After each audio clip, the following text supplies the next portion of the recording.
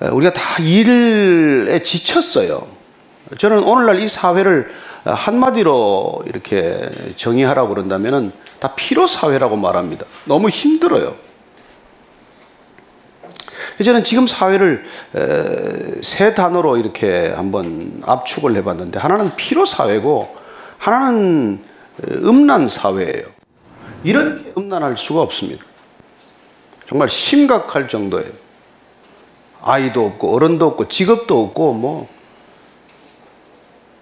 또 하나는 이 음란사회와 피로사회가 된 뿌리는 탐욕사회라는 것입니다.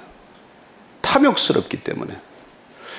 그리고 이 사회를 우리가 총체적으로 한번 그런 관점에서 한번 깊이 들여다보면 우리가 이 탐욕이 구체적으로 드러나는 부분 중에서, 분야 중에서 하나가 일의 영역이라고 하는 것입니다. 우린 일해야 돼요. 일하러 이 땅 가운데 하나님께서 우리를 부르셨고 지으셨습니다.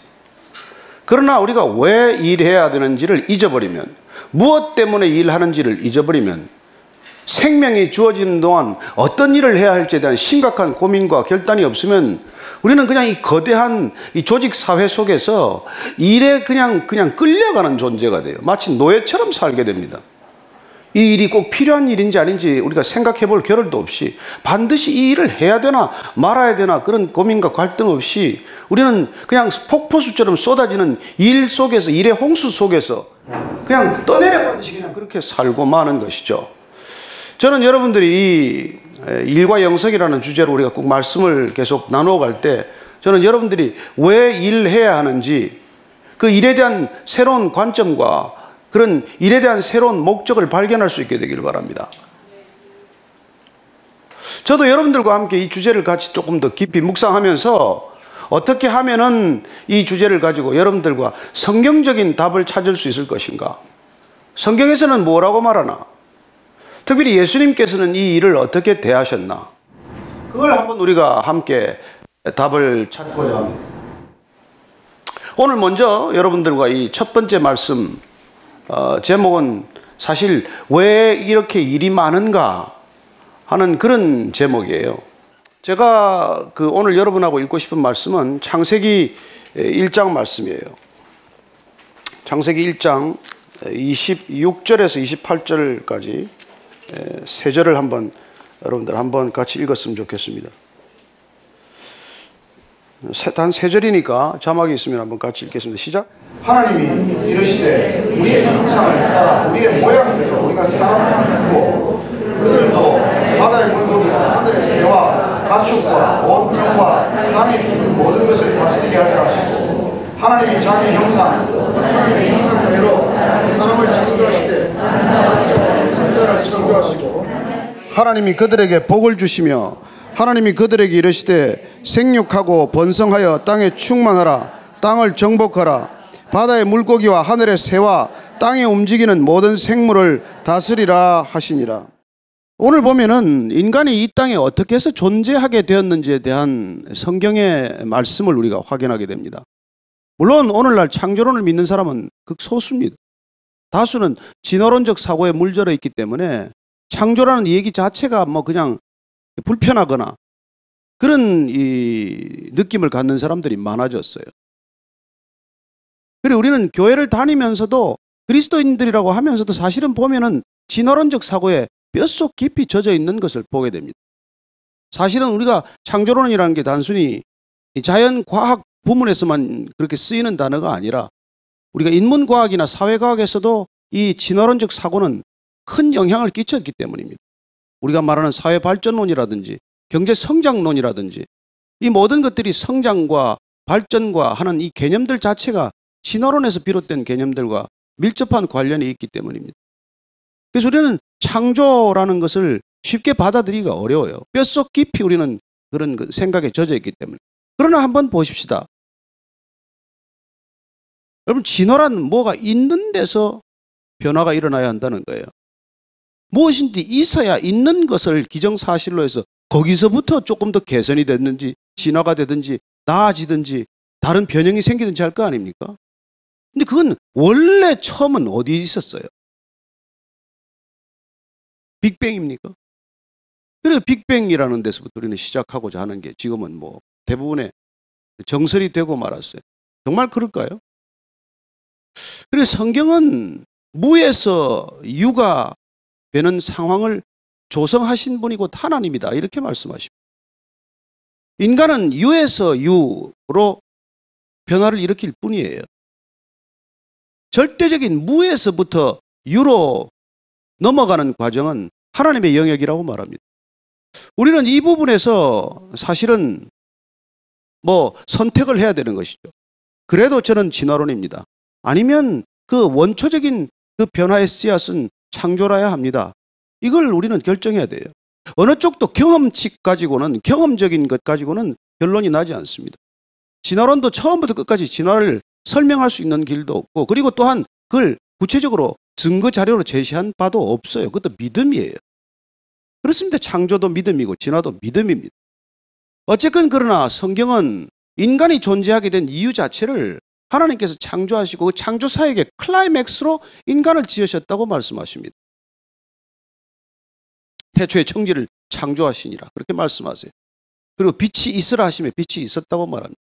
그리고 하늘과 땅과 바다를 차례로 채워가는 그런 창조 과정을 설명하고 있습니다.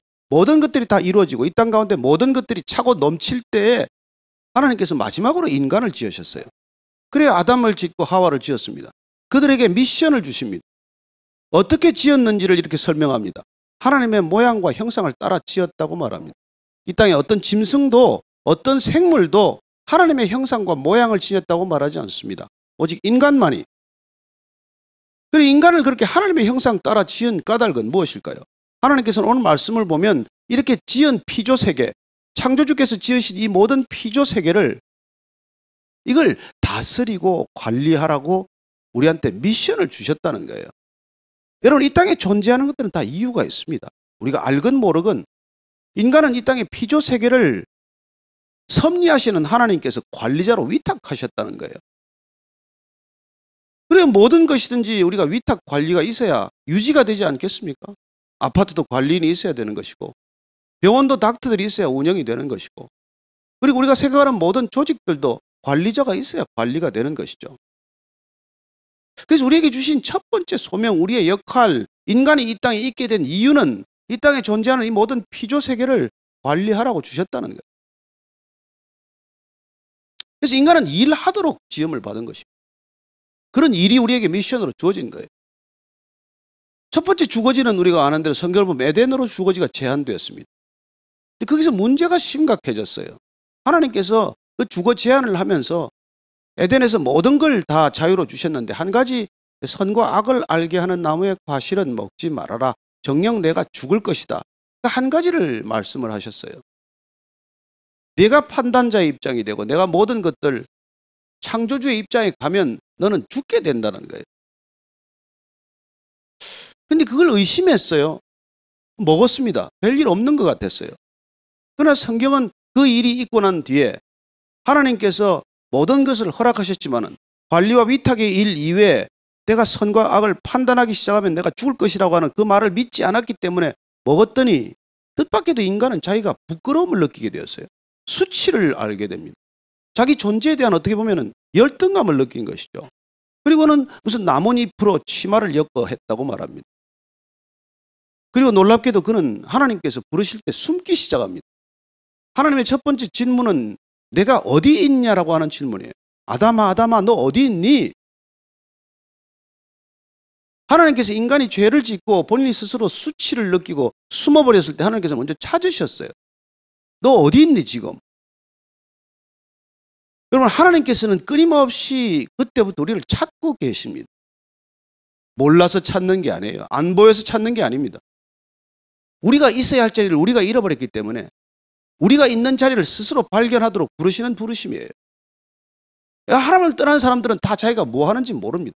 어디서 뭘 하고 있는지를 몰라요. 배워서 아는 게 아닙니다. 저는 이 일들 때문에 인간에게는 엄청난 비극이 시작이 됩니다. 하나님께서는 에덴에서 나가도록 퇴거 명령을 내렸어요. 그래서 그들은 에덴의 동쪽으로 가게 됩니다. 에덴의 동쪽으로 가면서 첫 번째 일어난 사건은 살인 사건이에요. 놀랍게도 아담과 하와가 가인을 낳고 가인의 동생 아벨을 낳았는데 가인이 아벨을 들에 나갔을 때 돌로 쳐 죽이는 끔찍한 사건, 첫 번째 살인 사건이 일어나요. 여러분, 인간이 죄에 들어오면, 죄가 인간을 점령하기 시작하면 인간은 생명을 파괴하는 행위를 시작한다는 것이죠. 그리고 하지 말아야 할 일이 시작이 되었습니다. 이번엔 아벨을 찾습니다. 내 동생 아벨이 어디 있느냐? 내 아우가 어디 있느냐? 그는 하나님께 대듭니다. 내가 동생을 지키는 자입니까? 왜 나한테 묻습니까? 그리고 그는 그렇게 하나님께 대들었지만은 그가 처음 하는 일은, 에덴의 동쪽으로 떠나면서 한 일은 에녹성을 쌓기 시작했다고 성경 기록합니다. 여러분, 죄를 짓고 나면 첫 번째 하는 일이 성을 쌓는 일이에요. 자기 성을 쌓는 일입니다. 자기의 안전을 자기가 확보하는 일이에요. 자기의 불안을 자기가 해결해야 한다는 강박관념에 사로잡히게 되는 것입니다. 하나님께서는 인간을, 이 땅을 관리하는 관리자의 미션을 주셨지만 뜻밖의 그가 시작한 일은 자기 성을 쌓는 일을 시작을 하셨다는 거예요. 그런 일을 시작했다는 거예요. 저는 이 일이 인간이 죄를 짓고 나서 죄인들이 살아가는 삶의 패턴이 된 것에 대해서 참으로 안타까운 출발이라는 것을 깨닫게 됩니다. 인간이 자기의 존재의 근원적인 불안을 갖게 되었다는 것, 이 근원적인 불안, 존재론적인 불안을 내가 내 성을 쌓음으로 내가 내 안전을 스스로 확보해야 한다는 이 잘못된 판단과 잘못된 행동 때문에 인간은 누구나 자기 성을 쌓는 일을 시작한다는 것을 보게 됩니다. 사태는 어디까지 악화하느냐면 하나님께서 인간을 지으신 것을 후회하는 데까지 이르게 됩니다. 가인의 살인사건이 있고 나서 라멕이라는 사람이 또다시 어린 소년을 쳐 죽이는 그런 끔찍한 또 살인을 저지르게 됩니다. 인간은 그렇게 계속해서 악행을 행하기 시작하더니 하나님께서 인간이 하는 일을 보니까, 죄가 한번 만연하니까 죄인들이 살아가는 모든 일이 보시기에 다 악하다라는 결론을 내게 됩니다. 하나님이 지으시고 참 보기에 좋았던 이 세상을 인간에게 참 맡기실 때만 하더라도 인간은 가장 보기 좋은 존재였는데 그 존재가 타락하기 시작하면서 모든 하는 일들마다 악한 일을 저지르게 되는 끔찍한 존재가 되고 말아요. 그래서 할 수 없이 하나님께서 대청소를 시작하기로 결정해요. 그 대청소가 대홍수, 노아의 홍수 사건입니다. 8명만 살아남았어요. 신기하게도 그 살아남은 8명이 또 후손을 뿌려대는데 그 후손들도 아담의 후손들과 동일한 삶의 길을 걷게 됩니다. 그들도 또 성을 쌓아요. 가장 상징적으로 쌓은 성을 우리는 바벨탑이라고 부릅니다. 바벨탑은 인간이 인간의 능력을 드러내고자 하는 탑이에요. 인간이 어디까지 높이 쌓을 수 있냐를 마치 경쟁하듯 그렇게 쌓아 올린 것입니다. 요 앞에 가면 또 바벨탑 하나 생겼습니다. 123층짜리 하나 생겼죠.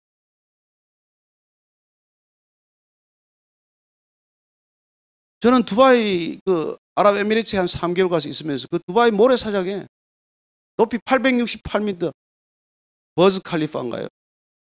깜짝 놀랐습니다. 그렇게 높이 세울 이유가 없어요. 사방에 땅입니다. 아니 뭐 땅이 없어야 그런 게 높이 짓죠. 거기는 텐트 치고도 지금도 살 수 있는 동네입니다. 지금도 실제로 거기 원주민들은 텐트 치고 살아요. 그런데 그렇게 기괴한 800m, 868m, 거의 1km에 해당하는 그런 높은 건물을 짓고 있는 것이죠. 어제 오늘의 얘기가 아닙니다. 바벨탑을 쌓을 때부터 시작이 된 거예요. 그래서 하나님께서 인간이 일하는 것이 지극히 악하기 때문에 한번 심판을 했음에도 불구하고 인간의 일하는 것들이 정말 하나님의 뜻을 거스르는 일들을 끊임없이 계속하기 때문에 하나님께서 바벨탑을 심판하기로 결정하시고 나서 하시는 일은 뭐냐면 인간의 언어를 섞는 일이에요. 언어를 혼잡하게 하는 일입니다. 즉 커뮤니케이션을 어렵게 하는 거예요. 그 일 이후로 인간은 수많은 언어로 갈라지면서 언어적 소통 자체가 어려워집니다. 그래도 인간은 집요하게 돌아서지 않아요. 그래서 하나님께서 12장, 창세기 보면은 12장에 드디어 하나님께서 새로운 결심을 하게 됩니다. 창세기 1장부터 11장까지 그렇게 인간이 어떤 일을 저질렀고 어떤 역사를 거쳐왔는지, 무슨 일을 하고 살았는지를 기록한 그 성경은 12장부터 하나님께서 한 사람을 불러서 전혀 새로운 일을 시작하신다는 것을 보여줍니다. 여러분 성경은 읽을만 해요. 재밌잖아요. 벌써 표정들이 다 재밌는 표정이에요. 그리고 그분께서는 아브라함이라는 한 비즈니스맨을 부르기로 결정을 해요. 직접 찾아갔습니다. 근데 그 사람은 장사하는 사람, 장사꾼이에요. 아주 지극히 평범한 사람이에요. 요새 지금 스몰 비즈니스 하는 사람이에요. 장사가 꽤 잘 되는 장사입니다. 아이템은 우상 파는 일이에요. 근데 어쩐지 아브라함은 이 우상을 팔아도 기쁘지가 않아. 별로 만족이 없어. 즐겁지가 않아. 내가 왜 이 일을 하나? 내가 왜 이걸 팔아 먹고 살아야 되나? 갈등이 많아요. 하나님께서 그런 사람을 한 사람 찾아가는 것입니다. 그 찾아가서 무슨 얘기를 하는지 우리가 한번 더 읽어보십시다. 창세기 12장 1절부터 3절까지 말씀 한 번 더 읽어보십시다. 자막 나왔죠? 자막 있으면 한번 같이 시작. 여호와께서 아브라함에게 이르시되 너는 너의 고향과 친척과 아버지의 집을 떠나 내가 내게 보여줄 땅으로 가라. 내가 너로 큰 민족을 이루고 내게 복을 주어 내 이름을 창대하게 하리니 너는 복이 될지라.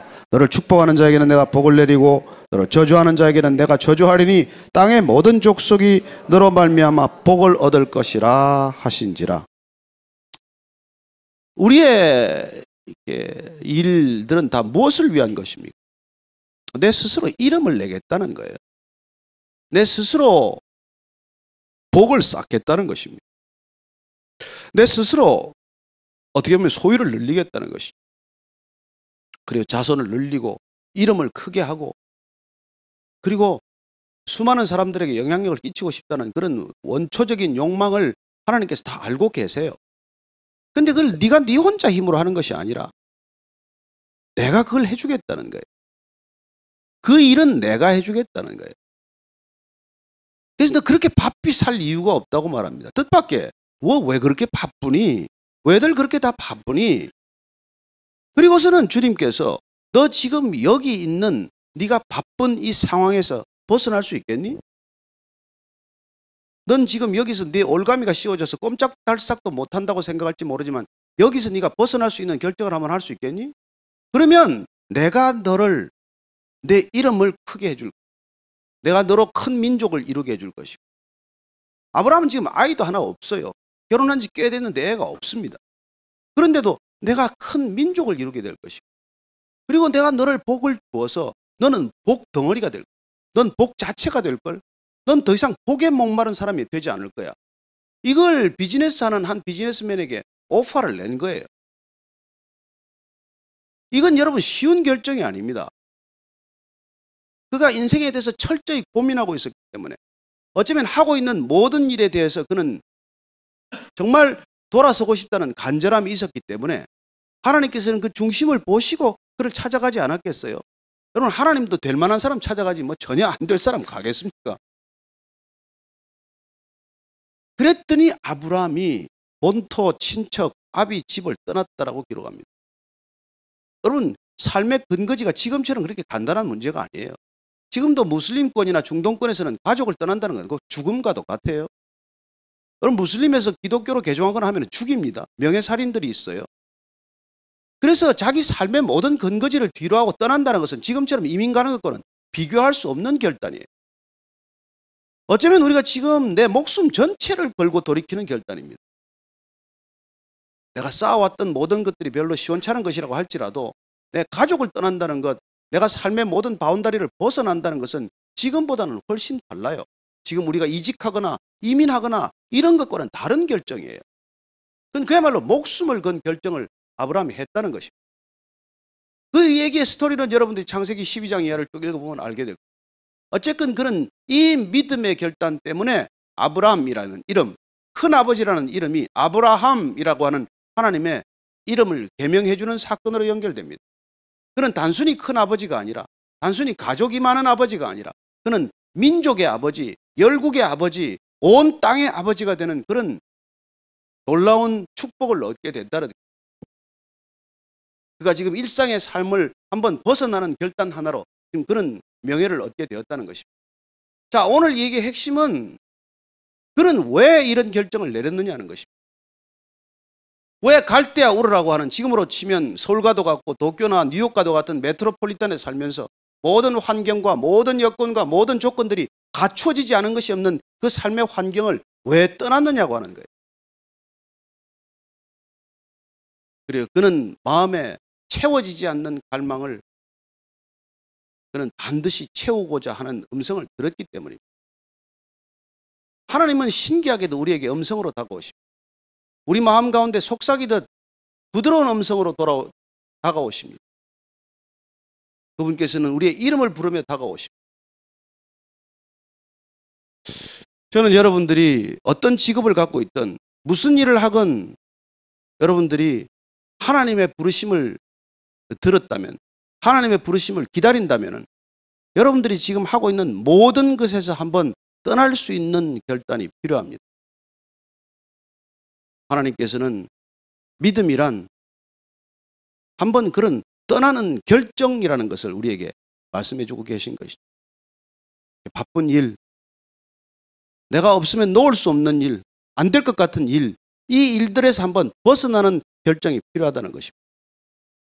저는 여러분들이 휴가 다녀오신 분도 계시고 안 가신 분도 계시겠지만 여러분 휴가 떠나보면 어떻습니까? 여러분 없어도 아무 상관이 없지 않습니까? 휴가란 내가 없어도 조직에 아무 상관이 없다는 걸 깨닫는 시간이요. 그 때문에 더 스트레스 받고 돌아와서 더 열심히 일하는 사람이 있어요. 여러분 우리가 없어도 이 세상은 아무 지장이 없습니다. 그런데 우리는 내가 없으면 안 되는 그런 일들을 가지기를 원하고 그래야 내 삶의 의미를 찾는 사람들로 둘러싸여 있습니다. 쥐꼬리만한 권한 권력이라도 주어지면 그걸 쥐고 흔들어서 누군가를 피곤하게 하지 않고는 못 사는 사람들이 있습니다. 그렇게 얽히고 설킨 관계 때문에 우리는 너무나 힘든 일들을 경험하고 있어요. 하나님께서 우리에게 맡기신 고유의 일들을 떠나서 인간이 인간을 다스리는 일을 시작했기 때문입니다. 하나님은 인간에게 자연을 다스리도록 맡겨두셨지만 인간은 사랑하고 섬기도록 주신 관계지만 죄인들은, 탐욕스러운 인간들은 신기하게도 사람을 다스리는 데 집중합니다. 사람을 힘들게 하고 사람을 들들 볶고 사람들을 끊임없이 착취하고 사람들을 끊임없이 조종하고 사람들을 끊임없이 통제하면서 자기 성을 쌓는 사람들 틈에 우리는 놓여있게 된 것이죠. 어떻게 자기 성을 쌓습니까? 혼자 쌓지 않습니다. 수많은 사람들을 동원하고 그것이 황제건 대기업의 회장이건 그 수많은 사람들로 자기의 성을 쌓는 것을 보게 됩니다. 내 성이 위험하면 누가 죽어도 상관없어요. 내 성이 침략을 당하면 어떻게든지 그것을 되찾기 위해서 수단과 방법을 가리지 않습니다. 일은 더 많아질걸요. 우리는 그칠 수 없는 일의 흐름 속에서 합니다. 왜 이렇게 일이 많은지 아십니까? 하나님을 떠난 인간들은 할 수 있는 게 일밖에 없어요. 당연히 해야 할 일, 하나님께서 우리에게 요구한 일이 아니라 스스로 만들어낸 일, 스스로의 성을 쌓는 일, 스스로 이름을 드러내는 일, 그 일들 때문에 이토록 어렵고 힘든 시스템을 만들어가고 있는 중이죠. 저는 오늘 이 말씀을 통해서 우리가 이 땅 가운데 무슨 일을 하고 살아야 될 것인지, 또 이 시리즈가 계속되는 동안 나는 어떤 일을 통해서 진정한 삶의 의미와 목적을 추구할 것인지 그런 것들을 함께 고민해가는 시간이 되기를 바랍니다. 성경을 같이 읽으면 좋겠죠. 여러분들이 계속 성경 통독하면서 그리고 성경 가운데서 하나님의 말씀 가운데서 우리 인간을 지으신 이유, 부르시는 목적, 그리고 우리를 보내시고자 하는 곳, 보내시고자 하는 의도, 그런 것들을 우리가 깨달아 간다면 이렇게 바쁜 삶의 리듬 가운데서 우리는 어쩌면 조금 더 한 발 떨어져서 그렇게 여유 있게 살아가는 저와 여러분들이 될 줄로 믿습니다. 두 소년이 있었어요. 한 애가 걷기 시작했습니다. 좀 빠른 걸음으로 걷기 시작을 했어요. 따라가던 친구가 빨리 걸어가니까 할 수 없이 빨리 걷기 시작한 거예요. 점점 더 빨리 걷습니다. 할 수 없이 같이 가던 친구가 대화가 끊어진 채 그를 쫓기 시작합니다. 얘가 뛰기 시작했어요. 같이 뛰기 시작했습니다. 앞서 뛰어가던 친구가 걸려서 어딘가 돌부리에 걸려 넘어졌어요. 그 넘어진 아이에 걸려서 뒤에 오던 아이도 넘어졌습니다. 둘이서 하늘을 보고 얘기합니다. 근데 너 왜 그렇게 빨리 갔니? 나도 몰라. 어쩌면 우리 세상은 지금 이렇게 살고 있는 것이죠. 누군가 바삐 뛰기 시작했어요. 그는 왜 뛰는지 모르고 뛰어갑니다. 그러나 그 사람이 빨리 뛴다는 이유로 우리는 그를 뒤쫓아갔다 한다는 그런 절박감이나 강박관념 때문에 우리도 전 속력을 다해서 뛰기 시작을 했어요. 어쩌면 둘 다 넘어져서 다시 푸른 하늘을 보고 요 며칠 사이에 어제 오늘 되찾은 저 푸른 하늘을 보면서 우리가 잃어버린 것은 하늘이고 우리가 잃어버린 것은 바다고 우리가 잃어버린 것은 땅이어서 하나님께서 정작 맡겨주신 이 소중한 것들을 우리가 관리하지 못한 채 엉뚱한 데 시간 다 쓰고 어쩌면 우리의 몸조차도 돈 버느라고 몸 쓰고 그 몸 병나서 고치느라고 다시 돈 다 써야 하는 그런 악순환의 삶을 살기 시작한 것이죠. 저는 이 일과 영성이라는 주제 속에서 이 시대가 다시 한번 일에 대한 관점을 새롭게 하고 그리고 우리에게 일이 주어진 목적을 다시 확인하고 그리고 무슨 일을 하면서 살아야 할지에 대한 깊은 성찰이 있게 되기를 바랍니다.